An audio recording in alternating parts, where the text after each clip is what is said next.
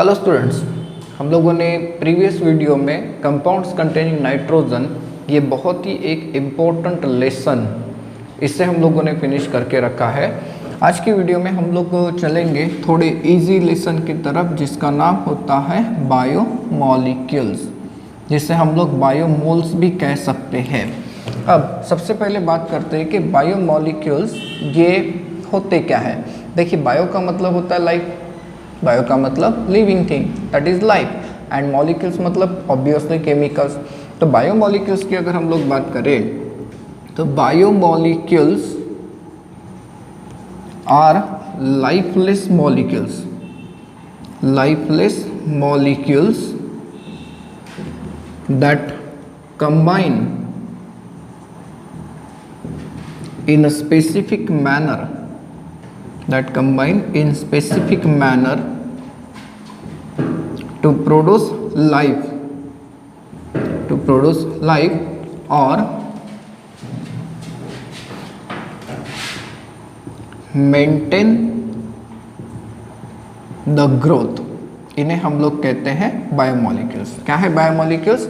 Biomolecules are the lifeless molecules that combine in specific manner to produce life or maintain the growth of the life। इन्हें हम लोग biomolecules कहते हैं। Now biomolecules की अगर हम लोग बात करें तो जो बायोमॉलिक्यूल्स होते हैं ये सिंपल मॉलिक्यूल भी हो सकते हैं, राइट, सिंपल मॉलिक्यूल हो सकते हैं, या फिर इन्हें हम लोग जनरली एक और नाम देते हैं, ये इस टाइप के हो सकते हैं। These are called as macro molecules. क्या कह सकते हैं हम लोग? इन्हें मैक्रो मॉलिक्यूल्स कह सकते हैं।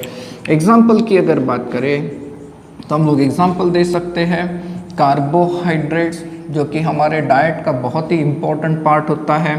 देन इसके अलावा फैट्स, इसके अलावा विटामिन्स, राइट, इसके अलावा एंजाइम्स, देन लिपिड्स ऑल्सो। तो ये सारे के सारे जो कंपाउंड्स की कैटेगरी है ये किसे बिलोंग करती है? बायोमॉलिक्यूल्स।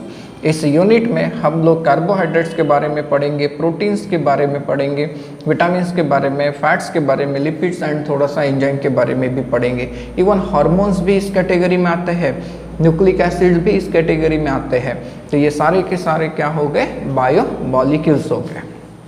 अब बायोमॉलिक्यूल्स में सबसे पहले हम लोग पढ़ते हैं इस क्लास को जिसे हम लोग कहते हैं कार्बोहाइड्रेट्स, राइट। ये जो नाम है कार्बोहाइड्रेट, इसे अगर आप लोग ठीक से देखते हैं तो इट इज ऑब्जर्व दैट कि these are considered as the hydrates of carbon, hydrates of carbon. Carbohydrates का मतलब ऐसा कुछ बनाया जाता है, ऐसे कंपाउंड्स बताए जाते हैं in which water surrounds the carbon atom. Carbon के सराउंडिंग क्या होना चाहिए? वाटर, एंड देयरफॉर इसे आप लोग कहते हो हाइड्रेट्स ऑफ कार्बन। एंड इसका जो फॉर्मूला होता है ये हम लोग देते हैं कुछ ऐसे CxH2O। देखिए, carbon is surrounded by water and x and y क्या है? तो इंटीजर्स है। नाउ अगर हम लोग एग्जांपल देखें तो C6H12O6 ग्लूकोज, C6H12O6 क्या हम लोग इसे ऐसे लिख सकते हैं? दैट इज C6H2O6 है। नाउ ये देखिए C12H22O11 that is what? Sucrose. इसे आप लोग कहते हो सुक्रोज। ये डाइसैकेराइड है, जरूरी नहीं कि सुक्रोज ही हो। तो इसे आप लोग रिप्रेजेंट कर सकते हो कुछ ऐसे, देखिए, राइट। नाउ जैसे जैसे केमिस्ट्री आगे बढ़ती गई इट इज ऑब्जर्व दैट कि these are not the hydrates of carbon. ये हाइड्रेट्स ऑफ द कार्बन नहीं होते because they do not contains free water molecule. इसमें वाटर मॉलिक्यूल फ्री नहीं होता, इसलिए कार्बोहाइड्रेट्स को हम लोग हाइड्रेट्स ऑफ कार्बन नहीं कहते। Again there are certain compounds जो इस फॉर्मूले में फिट होते हैं लेकिन कार्बोहाइड्रेट्स नहीं होते।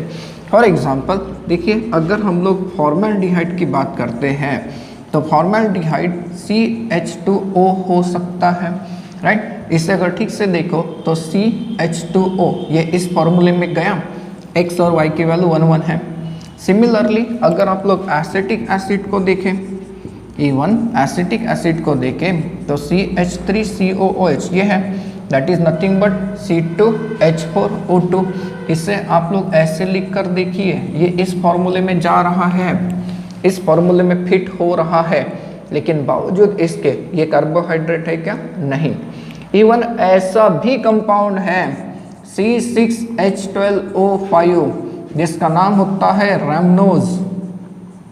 रैमनोज ये ऐसा कंपाउंड है जो टिपिकल कार्बोहाइड्रेट है, टिपिकल कार्बोहाइड्रेट है, लेकिन ये इस फॉर्मूले में जा रहा है क्या? नहीं जा रहा है। एंड देयरफॉर हमें कार्बोहाइड्रेट्स की डेफिनेशन को मॉडिफाई करना पड़ेगा। जी हाँ, मॉडिफाइड डेफिनेशन है कार्बोहाइड्रेट्स की कुछ ऐसे होती है। Carbohydrates are the polyhydroxy aldehydes और polyhydroxy ketones or the compounds which on hydrolysis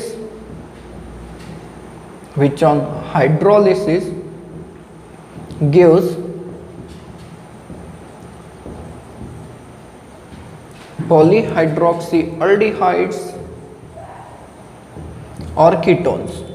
देखिए कार्बोहाइड्रेट की डेफिनेशन क्या लिखी मैंने कि कार्बोहाइड्रेट्स आर द पॉलीहाइड्रोक्सीअल्डिहाइड्स और पॉलीहाइड्रोक्सी कीटोन और the compounds which on hydrolysis gives polyhydroxyaldehydes और कीटोन। मीन्स खुद पॉलीहाइड्रोक्सीअल्डिहाइड और कीटोन है, या फिर ऐसे कंपाउंड्स है जिनका हाइड्रोलिसिस करने से आपको क्या मिलना चाहिए? पॉलीहाइड्रोक्सीअल्डिहाइड्स और पॉलीहाइड्रोक्सी कीटोन्स मिलना चाहिए। वेल नोन एग्जांपल देखें तो ग्लूकोज जिसका मॉलिक्यूलर फार्मूला हम देते हैं C6H12O6, ये कार्बोहाइड्रेट ही है। एंड कार्बोहाइड्रेट्स को हम आज भी इसी फॉर्मूले से रिप्रेजेंट करते हैं, हालांकि ये 100% सही नहीं है, बट स्टिल मैक्सिमम कार्बोहाइड्रेट्स इस कैटेगरी को बिलोंग करते हैं। अब मैंने रीडिंग दी है का क्लासिफिकेशन ऑफ कार्बोहाइड्रेट्स। कार्बोहाइड्रेट्स को हम लोग अलग अलग बिहेवियर, अलग अलग कंडीशन के हिसाब से क्लासीफाई कराते हैं, जिसमें पहला जो क्लासिफिकेशन ये होता है that is on the basis of behaviour, on the basis of behaviour towards hydrolysis, towards hydrolysis. ये हाइड्रोलिसिस के तरफ किस तरीके से बिहेव करते हैं इसके हिसाब से हम लोग कार्बोहाइड्रेट्स को क्लासीफाई कराते हैं इनटू टू टाइप्स, जिसमें पहली कैटेगरी होती है सिंपल कार्बोहाइड्रेट्स, पहली कैटेगरी होती है सिंपल कार्बोहाइड्रेट्स, एंड दूसरी जो कैटेगरी होती है इसे हम लोग कहते हैं कॉम्प्लेक्स कार्बोहाइड्रेट्स। क्या कहते हैं? Complex carbohydrates. नाउ सबसे पहले समझते हैं सिंपल कार्बोहाइड्रेट्स क्या है। अगर हम लोग सिंपल कार्बोहाइड्रेट्स की बात करते हैं तो सिंपल कार्बोहाइड्रेट्स का मीनिंग होता है ऑल मोनोसैकेराइड्स। नाउ मोनोसैकेराइड्स का मतलब क्या? तो मोनो का मतलब होता है एक एंड सैकेराइड का मतलब होता है शुगर यूनिट। तो इसमें कितने शुगर यूनिट्स होने चाहिए? सिर्फ एक, एंड एक ही है इसलिए इसका आगे हाइड्रोलिसिस नहीं होता। सिंपल कार्बोहाइड्रेट्स मीन्स ऐसे कार्बोहाइड्रेट्स जिनका आगे हाइड्रोलिसिस नहीं होता, इन्हें आप लोग हाइड्रोलाइज नहीं कर सकते, एंड सारे के सारे मोनोसैकेराइड्स इस कैटेगरी को बिलोंग करते हैं। अगर हम लोग एग्जाम्पल की बात करें तो इसमें ग्लूकोज भी आ सकता है, इसमें फ्रुक्टोज भी आ सकता है और कई सारे आ सकते हैं, आगे देखेंगे। राइट नाउ एक चीज़ के तरफ ध्यान रखिए, एंट्रेंस में अगर ऐसा क्वेश्चन पूछ लिया जाए कि किसी भी कंपाउंड को अगर कार्बोहाइड्रेट होना होगा तो उसके अंदर कितने कार्बन एटम्स होने चाहिए, तो मिनिमम 3 कार्बन एटम होने चाहिए। किसी भी कंपाउंड को अगर हम लोग कार्बोहाइड्रेट की कैटेगरी में भेजना चाहते हैं तो उसमें कम से कम कितने कार्बन एटम्स होने चाहिए? 3 होने चाहिए। चलो अब सिंपल कार्बोहाइड्रेट्स का मीनिंग पता चल गया कि सिंपल कार्बोहाइड्रेट्स मतलब क्या? सारे के सारे मोनोसैकेराइड्स। नाउ ये जो मोनोसैकेराइड्स होते हैं इन्हें हम लोग बेसिकली 2 टाइप में डिवाइड करते हैं on the basis of the functional group.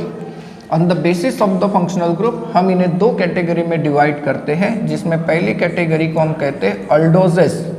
अल्डोजेस का मतलब होता है ऐसे carbohydrates which contains aldehyde group as a functional group.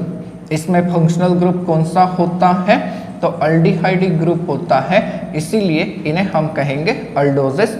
And दूसरे ऐसे कार्बोहाइड्रेट्स होते हैं जिसमें कीटोनिक ग्रुप हो सकता है एज अ फंक्शनल ग्रुप, उन्हें आप लोग कहते हो कीटोजेस।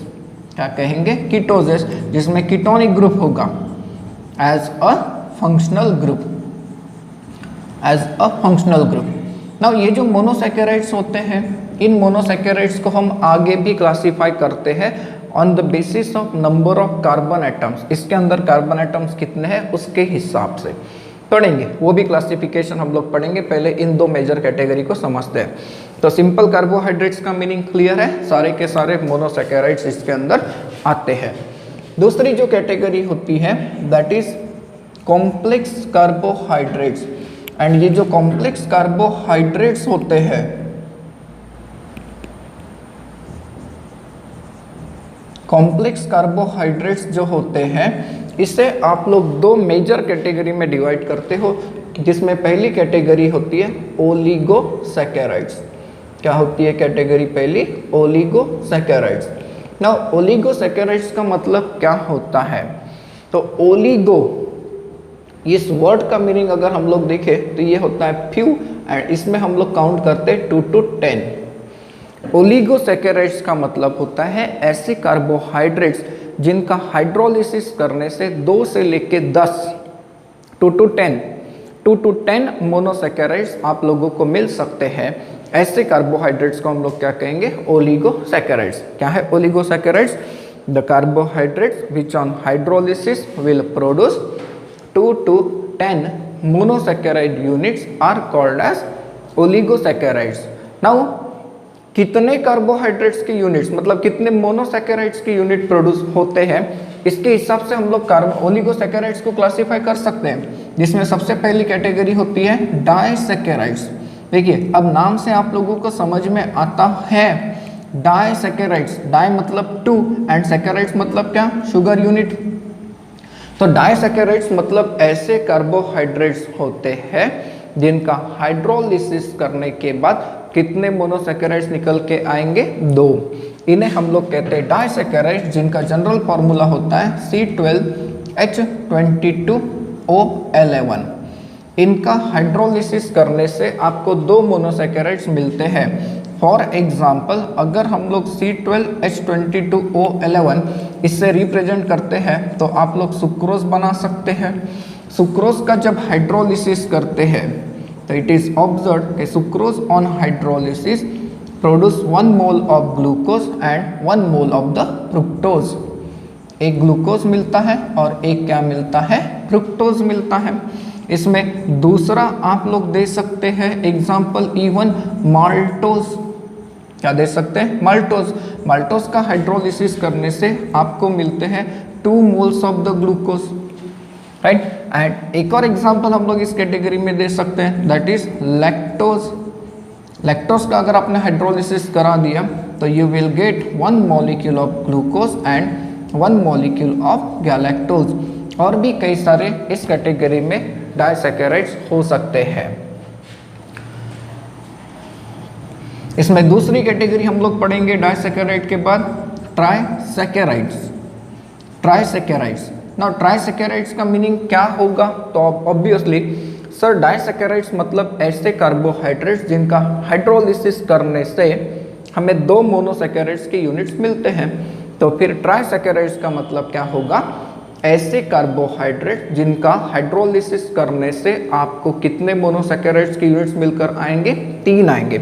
इनका जनरल फॉर्मूला होता है C18H32O16। एंड इस कैटेगरी का अगर हम लोग एग्जाम्पल देखते हैं तो इस कैटेगरी का एग्जाम्पल होता है रैफिनोज। नाउ रैफिनोज की अगर आप लोग बात करते हैं तो रैफिनोज एक ट्राइसैकेराइड है एंड इसका हाइड्रोलिसिस अगर हम लोग कैरी आउट करते हैं तो we will get 1 mole of glucose, 1 mole of fructose and 1 mole of galactose. Then इसमें एक और कैटेगरी हम लोग देते हैं जनरली टेट्रासैकेराइड्स। नाउ टेट्रासैकेराइड्स का मतलब क्या, तो आपको इस नाम से पता चल रहा है कि इसमें कितने शुगर यूनिट्स होंगे, 4। मतलब सर ऐसे कार्बोहाइड्रेट्स है, ऐसे ओलिगोसैकेराइड्स है जिनका हाइड्रोलिसिस करने से we will receive 4 moles of the monosaccharides, जिनका फॉर्मूला अगर देखें तो C24H42O21, राइट। नाउ इसका एग्जांपल अगर देखें तो इसमें एग्जांपल हम लोग देखते हैं स्टैकियोज नाम का एक कंपाउंड है जिसका हाइड्रोलिसिस अगर आप लोग कैरी आउट कराते हो तो इसका हाइड्रोलिसिस कैरी आउट करने से आपको मिलता है 1 मोल ग्लूकोज, 1 मोल मिलता है फ्रुक्टोज का एंड 2 मोल्स मिलते हैं गैलेक्टोज के। तो इस तरीके से आप लोग ओलिगोसैकेराइड्स को क्लासिफाई कराते हो।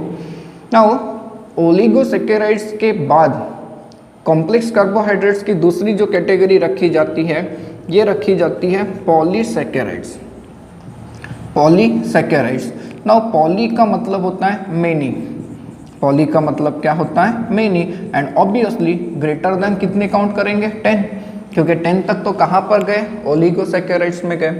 तो पॉलीसैकेराइड्स मीन्स ऐसे कार्बोहाइड्रेट्स हो गए जिनका हाइड्रोलिसिस करने से आपको 10 से ज़्यादा क्या मिलेंगे monosaccharides. Means we can also say that कि polysaccharides are the carbohydrates which will produce large number of monosaccharide units after hydrolysis.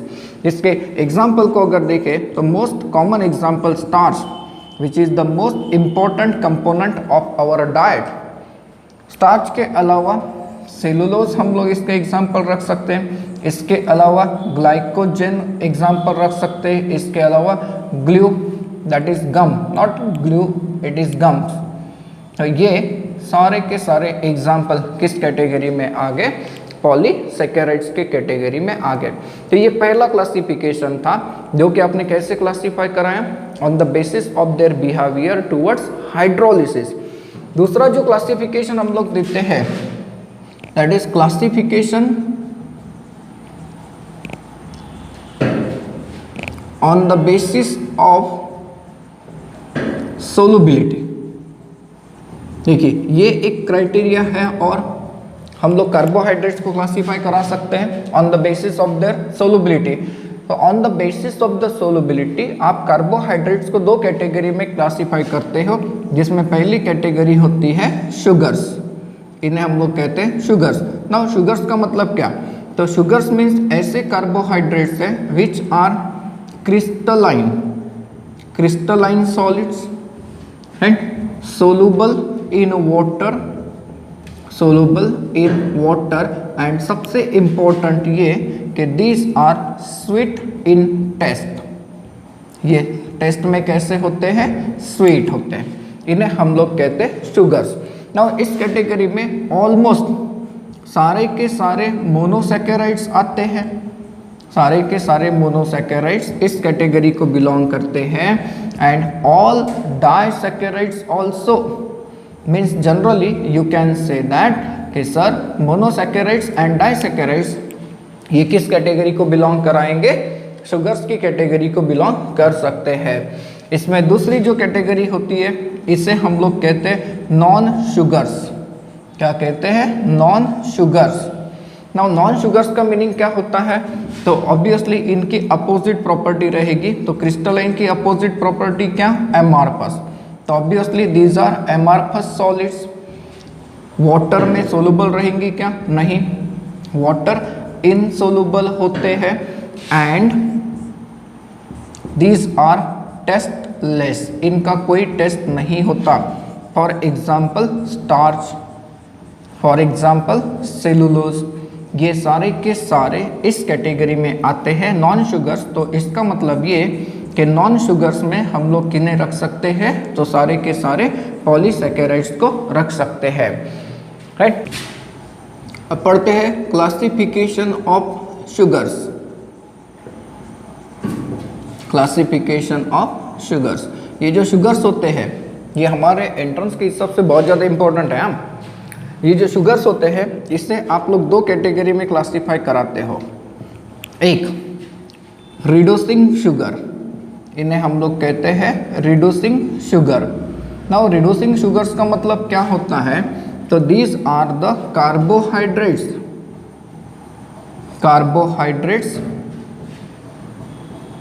which can reduce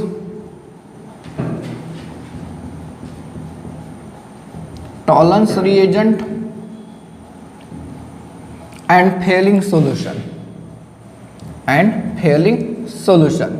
ठीक है, Tollens reagent and Fehling solution को जो कार्बोहाइड्रेट रिड्यूस करा सकता है इसे हम लोग कहते हैं रिड्यूसिंग शुगर। यहाँ पर एक चीज की तरफ ध्यान रखिए, कार्बोहाइड्रेट्स यहाँ पर दोनों काउंट होते हैं, that is aldoses as well as ketoses. आप लोगों ने पढ़ के रखा है कि कीटोन्स ये वाली रिएक्शन नहीं दिखाते, लेकिन कार्बोहाइड्रेट्स के केस में दिखाते हैं क्योंकि cyclic hemiacetal form appear हो सकता है। तो कार्बोहाइड्रेट्स जिसमें अल्डोजेस एंड कीटोजेस दोनों आ गए, which can reduce Tollens reagent and Fehling solution, उन्हें हम लोग कहते हैं रिड्यूसिंग शुगर्स। जिसका एग्जांपल अगर देखें तो एग्जांपल है ऑल मोनोसैकेराइड्स, सारे के सारे मोनोसैकेराइड्स की अगर आप बात करते हैं तो ये रिड्यूसिंग शुगर है। एंड इसमें आते हैं डाइसैकेराइड्स ऑल्सो, हाँ, लेकिन कंडीशन है डाइसैकेराइड्स इन विच अल्डिहाइडिक और ketonic group are free condition है। सारे के सारे डाइसैकेराइड्स इसमें आ सकते हैं, लेकिन कैसे? जिसमें अल्डिहाइडिक और कीटोनिक ग्रुप क्या होने चाहिए? फ्री होने चाहिए। इसमें दूसरी कैटेगरी जो होती है शुगर की, उसे हम लोग कहते हैं नॉन रिड्यूसिंग शुगर। देखिए, non reducing sugars. Now non reducing sugars का मीनिंग क्या हो जाएगा? तो सर इसके अपोजिट कार्बोहाइड्रेट्स, चाहे अल्डोजेस हो या फिर कीटोजेस हो, which do not reduces tolerance reagent और failing solution। मतलब ना तो टॉलरेंस रिएजेंट को रिड्यूस करेंगे, ना ही फेलिंग सॉल्यूशन को रिड्यूस करेंगे। इन्हें हम लोग क्या कहेंगे? Non reducing sugars. इसमें सारे के सारे पॉलीसैकेराइड्स इन्वॉल्व होते हैं। All polysaccharides and disaccharides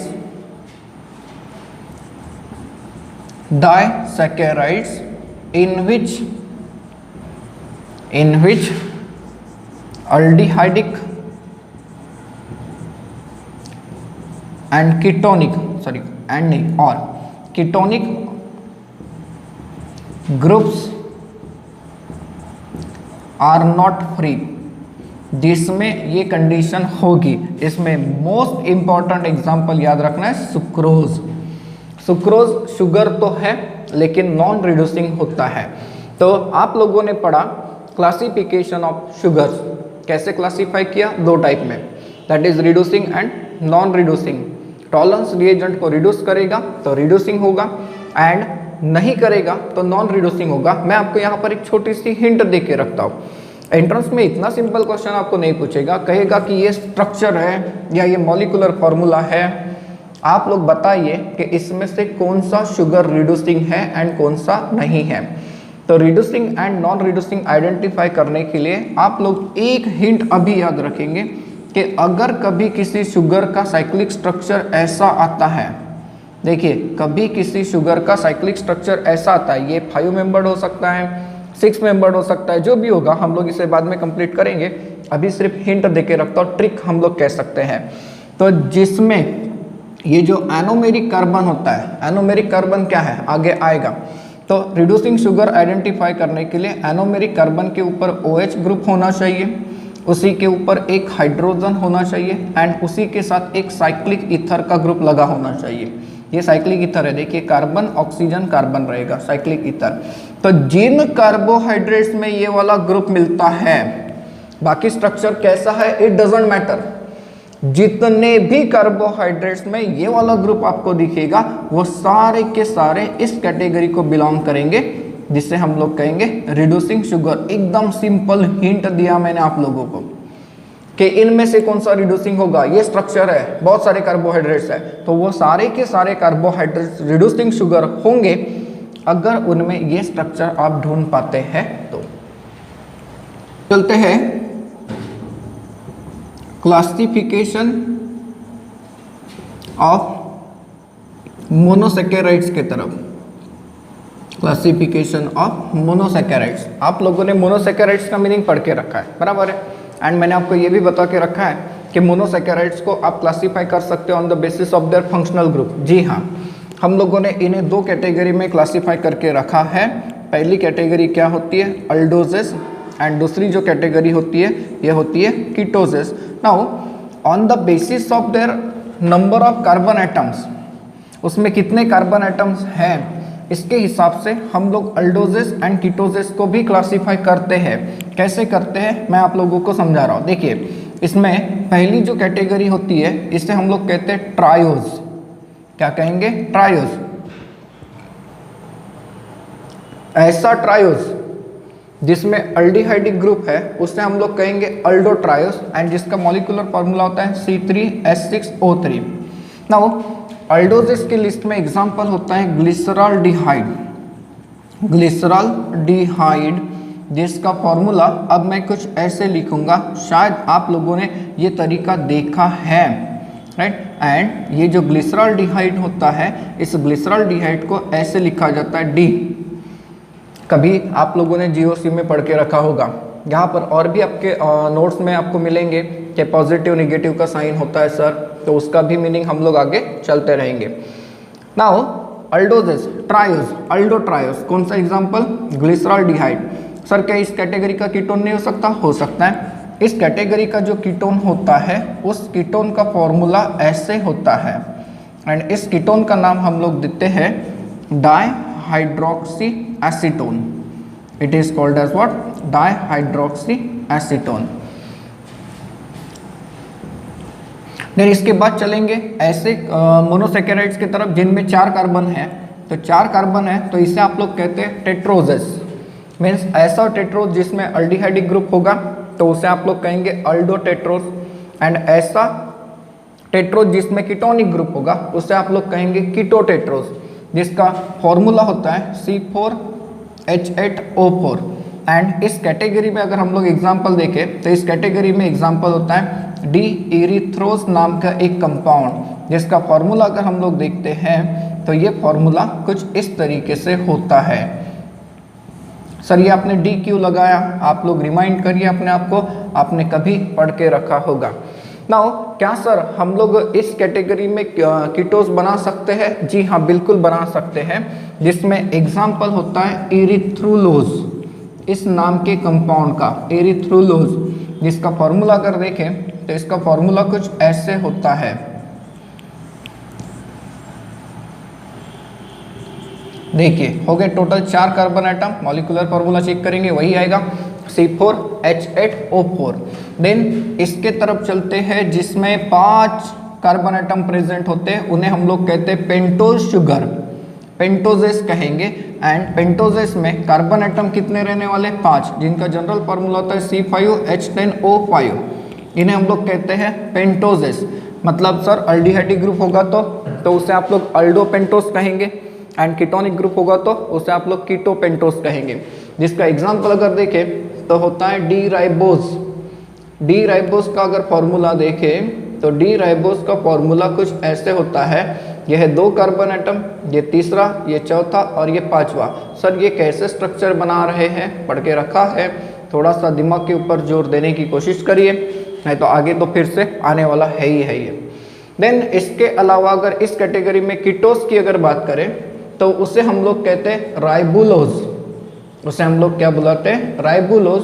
and ribulose का अगर स्ट्रक्चर बनाकर देखें तो राइबुलोज का स्ट्रक्चर कुछ ऐसे होता है, 3 कार्बन हो गए, 4 कार्बन हो गया, एंड ये आखिरी में 5वां कार्बन, इसे हम लोग कहेंगे राइबुलोज। देन इसके बाद अगर कभी किसी मोनोसैकेराइड्स में कार्बन एटम 6 है तो इन्हें आप लोग कहते हो हेक्सोजेस। क्या कहेंगे? हेक्सो शुगर, जिसका मॉलिक्यूलर फार्मूला होता है C6H12O6। हाँ सर हम इसे जानते हैं। ये अल्डिहाइड हो सकता है या फिर सॉरी ये ग्लूकोज हो सकता है या फिर फ्रुक्टोज हो सकता है। हाँ, तो ग्लूकोज अल्डिहाइड है एंड फ्रुक्टोज कीटोन है। मीन्स इस कैटेगरी में अल्डोज में अगर हम लोग देखें तो एग्जांपल क्या दे सकते हैं, ग्लूकोज, जिसे हम लोग डी ग्लूकोज लिख सकते हैं। एंड ग्लूकोज का अगर फॉर्मूला देखें तो ग्लूकोज का फॉर्मूला जो होता है ये कुछ ऐसे होता है, this is glucose.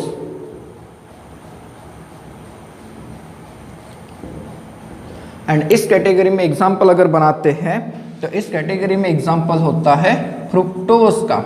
And fructose का अगर फॉर्मूला देखें तो फ्रुक्टोज का फॉर्मूला कुछ ऐसे होता है,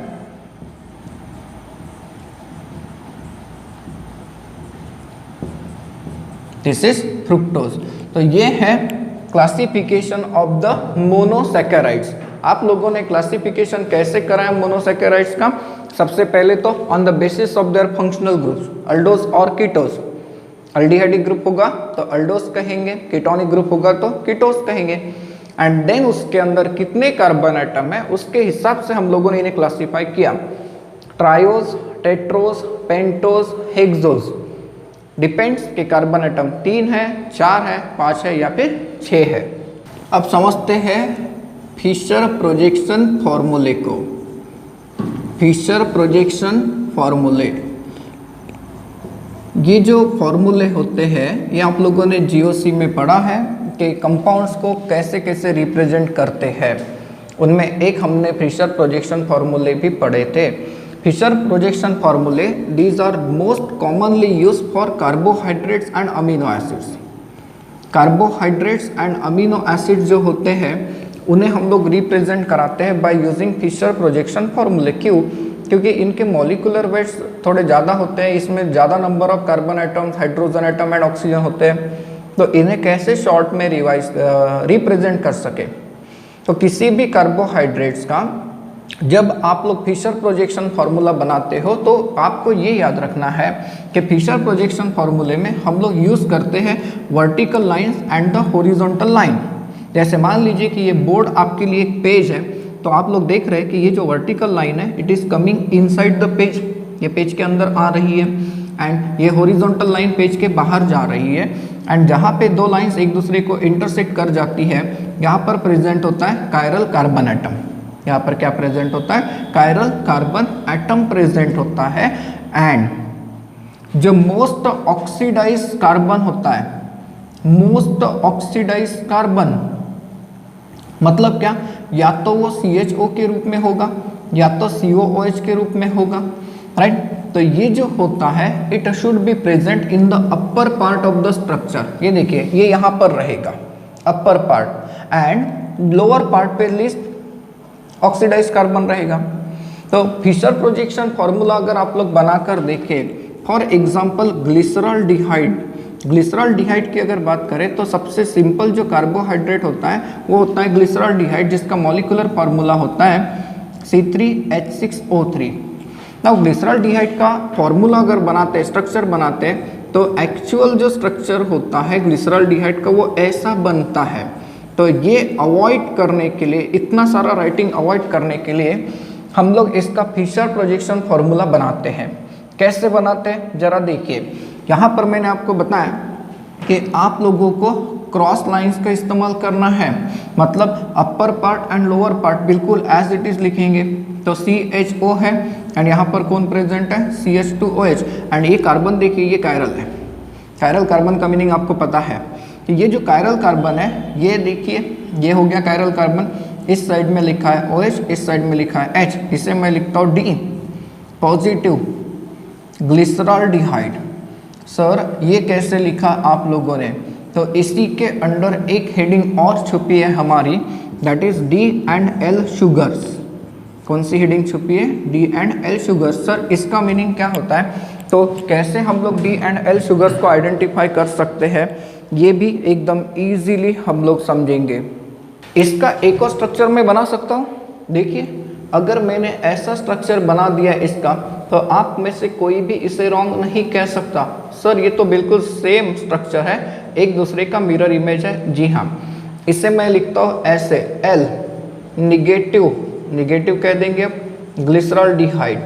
सर ये कैसे लिखा आप लोगों ने? देखिए ये जो प्लस एंड माइनस का साइन है ये आप लोगों ने पहले कभी देखा है डी एंड एल को रिप्रेजेंट कराने के लिए, dextrorotatory and laevorotatory. ठीक है, तो इसका मीनिंग तो क्लियर हो गया। Now sir capital D and capital L, तो जो कार्बोहाइड्रेट्स होते हैं इनको हम लोग उनके कॉन्फ़िगरेशन के हिसाब से डिनोट करते हैं बाय कैपिटल डी और बाय कैपिटल एल, मतलब ये कॉन्फ़िगरेशन से रिलेटेड है। हाँ, तो सर हमें पता कैसे चलेगा? तो हमें पता करने के लिए एकदम सिंपल मेथड का इस्तेमाल करना है। जो भी फिशर प्रोजेक्शन आपने बनाया, ये सबसे सिंपल फिशर प्रोजेक्शन है, जो भी फिशर प्रोजेक्शन आपने बनाया उसमें जो लोवेस्ट कायरल कार्बन होता है, लोवेस्ट कायरल कार्बन, अब इस केस में लोवेस्ट कायरल कार्बन एक अकेला ही है, तो यही लोवेस्ट और यही हाईएस्ट है। तो इस लोवेस्ट कायरल कार्बन के ऊपर का OH अगर राइट साइड में दिखता है, देखिए लोवेस्ट कायरल कार्बन के ऊपर का OH अगर राइट हैंड साइड में दिखता है तो उस कॉन्फ़िगरेशन को हम लोग कहते हैं डी, एंड इसका मिरर इमेज हमेशा L बनेगा, क्योंकि उसमें लोवेस्ट कायरल कार्बन के ऊपर का OH कौन से साइड में आ जाएगा? लेफ्ट हैंड साइड में, तो ये हो गया L। अब यही कॉन्फ़िगरेशन हम लोग ग्लूकोज का बना के देखते हैं, that is D and L configuration और स्ट्रक्चर्स ऑफ ग्लूकोज। ग्लूकोज की अगर बात करें तो ग्लूकोज का मॉलिक्यूलर फार्मूला क्या होता है? C6H12O6। देखिए इसका फिशर प्रोजेक्शन फार्मूला कैसे बनता है? इसका फिशर प्रोजेक्शन फार्मूला जो होता है ये ऐसे होता है। सर इसे हम लोग याद कैसे रखेंगे? एकदम सिंपल तरीके से मैं आप लोगों को बताऊंगा कि ग्लूकोज का स्ट्रक्चर आप कैसे याद रखेंगे। एंड अगर कार्बोहाइड्रेट स्टडी करनी है तो आपको एटलीस्ट ग्लूकोज का स्ट्रक्चर तो बहुत ही अच्छे से आना ही चाहिए। ठीक है, अब मैंने कहा कि ये ग्लूकोज का स्ट्रक्चर है, आप लोग आइडेंटिफाई करके बताइए कि ये डी कैटेगरी को बिलोंग करता है या एल। तो सर कार्बन एटम का नंबरिंग देखें तो ये कार्बन एटम नंबर 1, यहाँ पे तो नॉमेनक्लेचर का रूल भी लागू होता है, प्रायोरिटी में एल्डिहाइड बहुत आगे है एज कम्पेयर टू अल्कोहल। तो ये है फर्स्ट कार्बन एटम, ये सेकेंड, ये थर्ड, ये फोर्थ, ये फिफ्थ एंड ये हो गया सिक्स्थ। नाउ यहाँ पे कायरल कार्बन को देखिए, ये भी कायरल होता है, ये भी कायरल होता है, ये भी कायरल और ये भी कायरल कार्बन होता है। अब lowest chiral carbon D and L कैसे आइडेंटिफाई करना है? लोवेस्ट कायरल कार्बन के ऊपर का OH, यहाँ लोवेस्ट कायरल कार्बन कौन सा हो गया? Carbon number 5। इसके ऊपर का OH कौन से साइड में? राइट में, तो ये कॉन्फ़िगरेशन क्या हो गया? D. And sir naturally occurring glucose जो होता है वो डेक्स्ट्रो रोटेटरी होता है, इसलिए ग्लूकोज को हम लोग पूरा ऐसे लिखेंगे, that is D positive glucose, D positive glucose. तो क्या इसका एल फॉर्म बना सकते हैं? हाँ सर, एल फॉर्म क्या रहेगा? इसका मिरर इमेज रहेगा। देखिए इसका मिरर इमेज जब बनाएंगे तो सेकेंड कार्बन के ऊपर का OH जो राइट में था वो कौन से साइड में लिखेंगे? लेफ्ट में। जो लेफ्ट में था थर्ड का OH वो कहाँ पर आ गया? राइट में, ये चला जाएगा लेफ्ट साइड में। एंड फिफ्थ कार्बन के ऊपर का OH भी चला गया लेफ्ट में। ये देखिए लोवेस्ट कायरल कार्बन के ऊपर का OH कहाँ पर आ गया? लेफ्ट हैंड साइड में आ गया। तो ये क्या हो गया? L। पॉजिटिव का क्या हो जाएगा? निगेटिव, ये हो गया ग्लूकोज। तो ये है L ग्लूकोज एंड ये है D ग्लूकोज। सर अब ग्लूकोज का ये स्ट्रक्चर कैसे याद रखेंगे, इसकी बात कर रहे थे। हाँ, तो इसकी बात एकदम सिंपल है, इसमें आप लोग 4 बना लीजिए। मतलब क्या? ये पहला कार्बन एटम है एंड ये 6 कार्बन एटम है वर्टिकल लाइन पे, देखिए है, ठीक है। एंड उसके बाद अगर आप लोग देखें तो एकच पार्ट, ये जो पार्ट है ये इस लाइन के लेफ्ट में है, बाकी सारे राइट में है 1 2 3 1 2 3। मतलब क्या? सेकेंड OH राइट में है, उसके बाद थर्ड के ऊपर का OH लेफ्ट में है, बाकी दोनों को देख लीजिए राइट में। तो इसे ऐसे भी लिख सकते, देखो मतलब यहाँ पर OH है, यहाँ पर OH है, यहाँ पर OH है, यहाँ पर भी क्या है? OH। हो गए 4 ही तो OH रखने हैं। देखिए पोजीशन, इसलिए मैंने आपको 4 डिजिट दिया। ये वर्टिकल लाइन, पहला OH, सेकेंड OH लेफ्ट में, थर्ड एंड फोर्थ कहाँ पर है? राइट में। इस तरीके से आप लोग ग्लूकोज के स्ट्रक्चर को एकदम इजीली याद कर सकते हैं। अब स्टडी करते हैं ग्लूकोज की। अगर हम लोग ग्लूकोज की बात करते हैं तो ग्लूकोज का मॉलिक्यूलर फार्मूला क्या है? C6H12O6 है, ठीक है, C6H12O6। अब ग्लूकोज की अगर बात करें तो it is also called as grape sugar. क्यों? क्योंकि maximum quantity of the glucose is occur in the ripe grape and therefore these are also called as grape sugar. इतना ही नहीं, तो it is also observe in the honey, it is also observe in the sweet ripe fruits. जितने भी rib fruits हैं ये सारे के सारे हमें स्वीट लगते हैं, तो ये किसकी वजह से? ग्लूकोज की वजह से। उसमें one of the component glucose होता है। These are also, glucose is also called as blood sugar, it is also called as what? Blood sugar. Now naturally occurring glucose की अगर बात करें तो नेचुरली ऑकरिंग ग्लूकोज होता है डेक्स्ट्रो रोटेटरी, एंड इसीलिए ग्लूकोज के पैकेट पे आप लोगों को ये नाम मिलता है डेक्स्ट्रोज। क्या नाम मिलता है? Dextrose. That's why it is dextrorotatory. Now glucose की अगर बात करें तो ग्लूकोज को हम लोग कैसे डिफाइन करते हैं? तो glucose is defined as pentahydroxy aldehyde, it is pentahydroxy aldehyde, जिसमें अल्कोहलिक ग्रुप अगर देखें तो OH ग्रुप होते हैं 5, जिसमें से 4 होते हैं सेकेंडरी एंड 1 होता है प्राइमरी, एंड एक प्रेजेंट होता है अल्डिहाइडिक ग्रुप। क्या प्रेजेंट होता है? Aldehydic group. Now number of chiral carbon atoms की अगर बात करें तो नंबर ऑफ कायरल कार्बन जो होते हैं ये होते हैं 4, एंड आइसोमर्स की अगर आप लोग बात करते हैं तो ग्लूकोज आप लोगों को 16 आइसोमेरिक रूप में मिलता है। क्यों मिलता है? 2 to the power n का फॉर्मूला। एंड ग्लूकोज का फिशर प्रोजेक्शन फार्मूला अगर आप लोग देखें तो ग्लूकोज का फिशर प्रोजेक्शन फार्मूला आपने अभी अभी बना के देखा था, जो कि कुछ इस तरीके से बनाया था। देखिए, सेकेंड, फोर्थ एंड फिफ्थ, इस कार्बन के ऊपर का OH कहाँ पर होता है? राइट में होता है। ये क्या है? D है। कैसा है? डेक्स्ट्रो रोटेटरी है। एंड कौन है? तो ग्लूकोज है। ये है ग्लूकोज का इंट्रोडक्शन। अब हम लोग चलते हैं ग्लूकोज के प्रिपरेशन की तरफ। ग्लूकोज को प्रिपेयर करने के लिए हमारे पास जनरली 2 मेथड्स होती है, जिसमें पहली जो मेथड होती है इसे हम लोग कहते हैं फ्रॉम शुगर, या फिर सुक्रोज कह सकते हो, केन शुगर कह सकते हो, and this method is called as laboratory method. क्या कह सकते हैं हम लोग इसे? लेबोरेटरी मेथड कह सकते हैं। नाउ सुक्रोज से ग्लूकोज कैसे बनता है? सुक्रोज का मॉलिक्यूलर फॉर्मूला क्या है? तो C12H22O11 है। इसका जब हाइड्रोलिसिस करते हैं, इसका जब आप लोग हाइड्रोलिसिस कैरी आउट करते हैं in presence of dilute HCl, और you can also use dilute sulphuric acid, तो ड्यूरिंग दैट केस ये जो सुक्रोज है ये डाइसैकेराइड्स है, और आपको पता है कि डाइसैकेराइड का हाइड्रोलिसिस करने से क्या होता है? तो सर ये 2 मोनोसैकेराइड देता है। हाँ, ये 2 पार्ट में जब टूटेगा तो एक फ्रैक्शन होता है C6H12O6 एंड दूसरा फ्रैक्शन होता है C6H12O6। एक पार्टिकल अगर आप लोग फ्रुक्टोज कहते हो तो दूसरा पार्टिकल होता है ग्लूकोज। नाउ सर इसे हम लोग सेपरेट कैसे करेंगे? ये तो मिक्सचर में आ गया। हाँ, इसे हम लोग सेपरेट करने के लिए ऐड करते हैं इथेनॉल, क्योंकि ग्लूकोज जो होता है it is insoluble in ethanol. Ethanol में फ्रुक्टोज सोलुबल हो जाता है। फिर फिल्टर कर दीजिए, आप लोगों को मिलेगा ग्लूकोज का क्रिस्टल। उसे पानी में डिसॉल्व कराते हैं एंड देन फिर से इवोपरेशन करते हैं, रिक्रिस्टलाइज करते हैं टू ऑब्टेन प्योर ग्लूकोज। ये पहली सबसे सिंपल मेथड होती है that is used for the preparation of what? Glucose in the laboratory. इसमें सेकेंड वाली जो मेथड हम लोग यूज करते हैं वो होता है फ्रॉम स्टार्च। फ्रॉम स्टार्च, इसे आप लोग इंडस्ट्रियल मेथड कह सकते हो, या फिर इसी को हम लोग कमर्शियल मेथड कह सकते हैं। मीन्स हम लोग जो ग्लूकोज के पैकेट्स खरीदते हैं वो इस मेथड से बनाए जाते होंगे। स्टार्च, स्टार्च की अगर आप लोग बात करें तो स्टार्च इज अ पॉलीसैकेराइड जिसका फॉर्मूला होता है C6H10O5/N।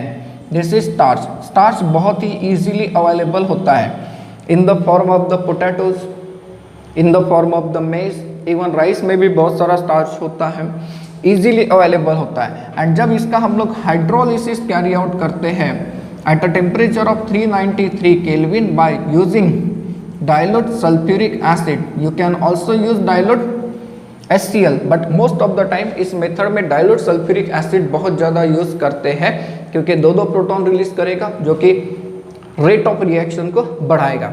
जब इसका हाइड्रोलिसिस होगा तो it gives n moles of C6H12O6 that is nothing but the glucose. Now sir glucose तो सॉल्यूशन में मिल गया, जी हाँ, एंड ये मीडियम कैसा है, एसिडिक है। तो ये मीडियम एसिडिक है, तो इसको न्यूट्रलाइज किया जाता है by the addition of chalk powder. जब इसमें चॉक पाउडर ऐड करेंगे, सर अब चॉक पाउडर क्या, तो कैल्शियम कार्बोनेट, तो कैल्शियम कार्बोनेट इसे न्यूट्रलाइज करेगा सल्फ्यूरिक एसिड को, और वो बन के निकल जाता है कैल्शियम सल्फेट। याद रखना एंट्रेंस में अगर पूछा तो कि why chalk powder is added during the purification और preparation of the glucose from the starch, तो क्यों ऐड किया, तो chalk powder excess of acid को न्यूट्रलाइज करेगा। अब क्या है आपके पास, सॉल्यूशन है ग्लूकोज का, उसमें पास करते हैं चारकोल, मीन्स चारकोल से आप लोग इस सॉल्यूशन को फिल्टर करेंगे, कोई भी कलरिंग इम्प्योरिटी अगर होगी तो वो रिमूव हो जाएगी, एंड देन उसे इवोपरेशन करते हैं, उसका इवोपरेशन करते हैं, और इवोपरेट होने के बाद आपको एक थिक सायरप मिलता है। उस सायरप को धीरे धीरे कूल करने से आपको व्हाइट क्रिस्टलाइन कंपाउंड मिलेगा, that compound is nothing but the glucose. Basically इन दो मेथड्स के बारे में हमें पढ़ना था प्रिपरेशन ऑफ ग्लूकोज के अंडर।